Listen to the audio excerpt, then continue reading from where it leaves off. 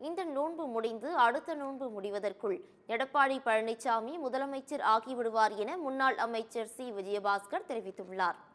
திருவள்ளூர் மாவட்ட அதிமுக மாணவர் அணி சார்பில் பூந்தமல்லி அடுத்த கொமனன்சாவடியில் அதிமுக சார்பில் இஃப்தார் நோன்பு திறக்கும் நிகழ்ச்சி நடைபெற்றது.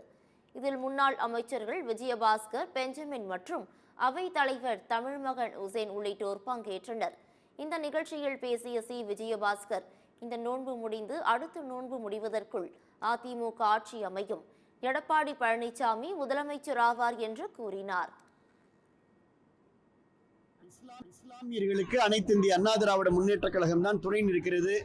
1500 கோடி ரூபாய் வக்பு இடத்தை மீட்டதிலிருந்து, ஹஜ் பயணத்திற்கு உதவியிலிருந்து, அப்துல் கலாமை முன்மொழிந்ததிலிருந்து, அவைத்தலைவராக தமிழ்மகன் உசேனை முன்மொழிந்ததிலிருந்து அண்ணன் எடப்பாடியார் அவர்கள் இஸ்லாமியர்களுக்கு உறுதுணையாக இருக்கிறதை இந்த நோன்பு திறக்கின்ற விழாவிலே எடுத்துரைத்தோம்.